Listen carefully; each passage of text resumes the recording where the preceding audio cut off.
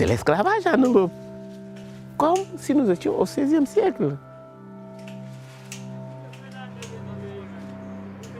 You have to close the mouth about the condition and how they pay. Vivo aquí en Chabola, sin trabajo, sin comida, sin nada.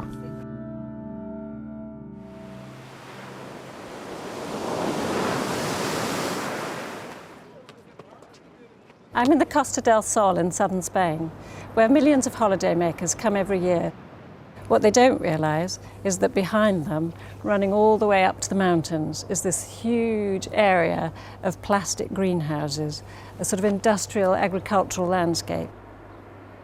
This is where they grow the tomatoes, cucumbers, peppers that supply Britain, Germany and Holland. Nearly all the big European supermarkets, including British retailers, buy their vegetables here to meet our constant demand for fresh salad. It's an industry worth over €2 billion a year to Spanish farmers. And along with tourism, agriculture has transformed the area, which was once the poorest province in Spain. But this boom's only been possible thanks to migrant labour. It's needed a cheap workforce that can be turned on and off at will, so it's sucked in thousands and thousands of foreigners, first Moroccans, then West Africans and Eastern Europeans. I've been told there's a large group of migrant workers living here, so I'm just going to come and see what the conditions are like in this place.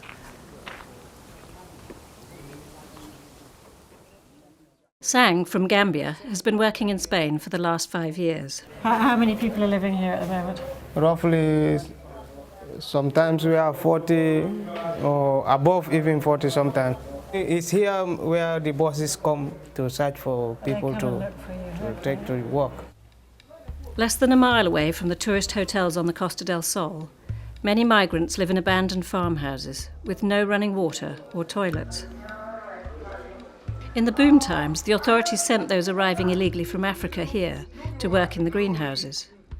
Experts believe there may now be up to 100,000 migrants living in Almeria, most without papers. Many, like Sang, came to Spain to make a better life for their families back home. When you send money back to Africa, how many people are you trying to support? More than 30 people. More than 30? Yes, because my family is an extended family. Their aspiration and hope is on me right now because I am in need of whatsoever they expect by the end of the month I send something to support them. Sang actually thought he was one of the lucky ones. He wanted to show me where many other migrants are forced to live. These are chabolas. These are the ones they call chabolas. They make this shelter, or they just make it like this with the vegetable boxes in order to stay because they have nowhere to stay.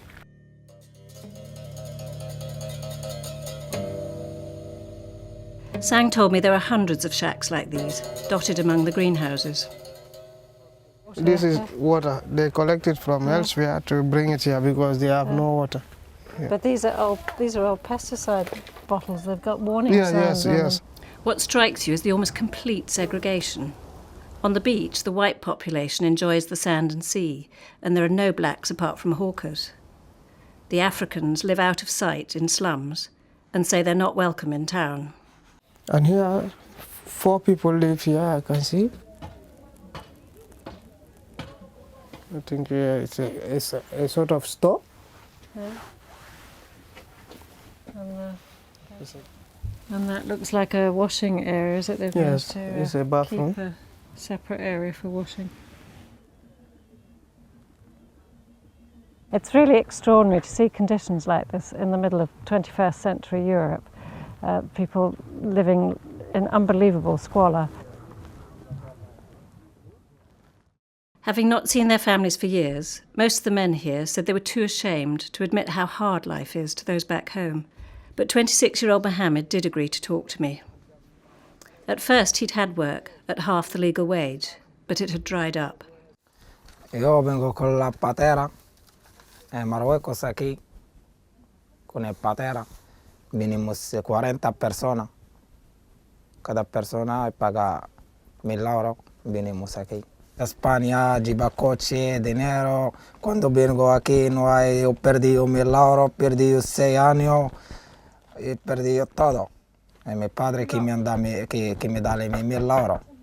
Mi padre no tiene, mi padre está pobre. He sounded angry and defeated. He felt he'd sacrificed his youth for nothing. Vivo aquí en Chabola, arreglo Chabola y vivo aquí. Sin trabajo, sin comida, sin nada. No hay nada aquí. Ya sentado, dormir, ni ventana, no hay trabajo ni nada, ya está. Es ruina. Without papers, the migrants are trapped. They can't return home, even if they want to.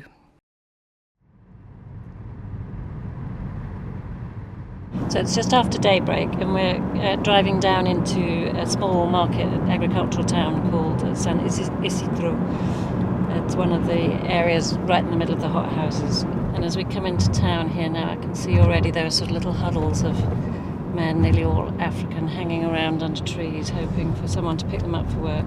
There's another bigger group under the trees here. You get a sense of the sort of desperation, just having to hang around for a couple of hours each morning, hoping they're going to get work, but most of them knowing they're not going to. I met Sharif, who used to be a teacher in Senegal, where he has 2 children to support. How to find work? It is normally a daily work. You have to go daily to the farmer and ask about work. Sharif spends about 4 hours a day walking around the greenhouses, asking farmers for work. Hola, jefe. Hola. ¿Qué tal? ¿Cómo que? Estoy buscando trabajo. No, tengo ya persona. Nada. Tengo ya persona. Okay. Y ahí ya persona. Sharif told me how tough the work is, with temperatures sometimes reaching 40 or even 50 degrees under the plastic. It's nothing like teaching. The pay can be as little as 20 euros, less than half the minimum wage in Spain, or even nothing at all. Without papers, the migrants are very easy to exploit.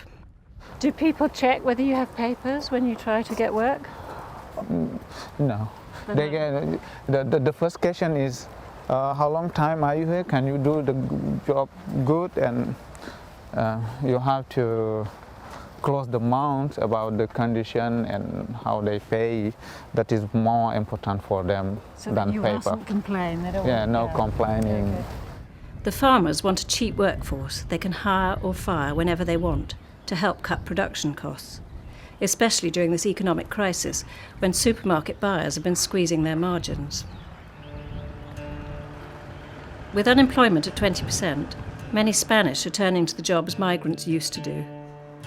This has led to rising tensions between the communities. When anything goes wrong, Africans are often the first to be blamed. Thousands of migrants now depend on food distributed by charities. In San Isidro, a group of Catholic nuns have set up a feeding centre. En el 2002 llegó el primer autobús que venía directamente desde Barajas con 30 y tantos subsaharianos. Fueron las primeras personas de color que vinieron aquí. Los centros de internamiento de Canarias estaban colapsados, estaban llenos. Las traía la policía en un autobús y las dejaron en la plaza. She told me the authorities simply relocated the migrants to areas where labour was needed, with no thought to the consequences. En San Isidro, censadas hay próximo a las 7.000 personas, un 40% inmigrantes. Puede superar, en total puede superar las 4.000 personas. Entonces, tanto las otras hermanas como yo nos sentimos muy mal. Hay momentos en los que sentimos rabia, sentimos impotencia, lloramos, muchas veces lloramos.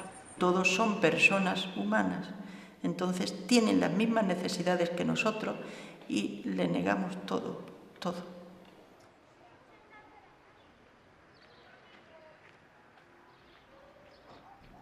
I found this desperation elsewhere too.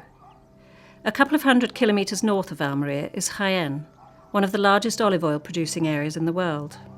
Migrants from all over Spain have moved here recently to search for work on the olive harvest. I arrived to see hundreds of men queuing to receive food from a charity.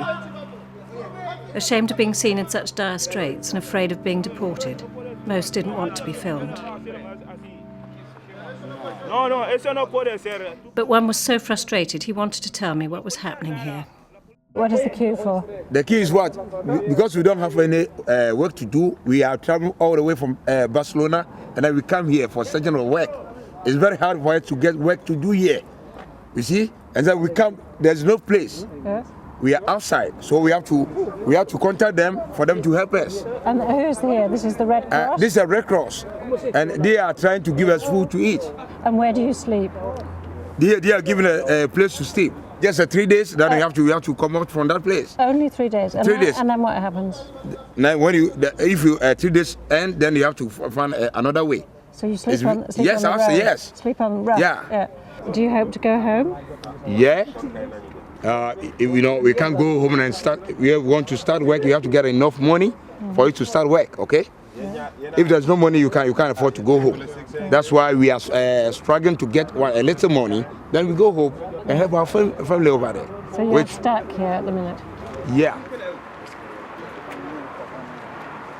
You get a real sense of anger in the air here, that they've been encouraged to come for work and people have been happy to turn a blind eye while the farming industry here needed them. But now they've been reduced to taking handouts from charity and they feel they've lost their dignity. Before leaving, I met Spitu, a migrant turned activist fighting for workers' rights. Les agriculteurs, ils ont besoin juste d'une main-d'œuvre, pas qualifiée, malléable, qui ne coûte absolument rien. Et on n'améliore qu'un seul secteur, c'est le gros entrepreneur, c'est l'agrobusiness qui l'emporte, hein? C'est le capitaliste qui l'emporte et l'humanité est tuée comme ça. Les gens vont répondre. Tu vas me gifler une fois, la deuxième fois, je lève la main, quitte à ce que tu me tues, et c'est ce qui va arriver. Les gens font comme la sourde oreille. Mais tout le monde sait que ça existe, ce système. C'est l'esclavage en Europe. Aux portes de l'Europe, il y a l'esclavage, comme si nous étions au XVIe siècle. Disons quelque chose ensemble. Non. Tout le monde peut le dire. Non. Tout le monde peut dire, si vous continuez comme ça, on ne va plus acheter vos produits. Pourquoi on ne le dit pas?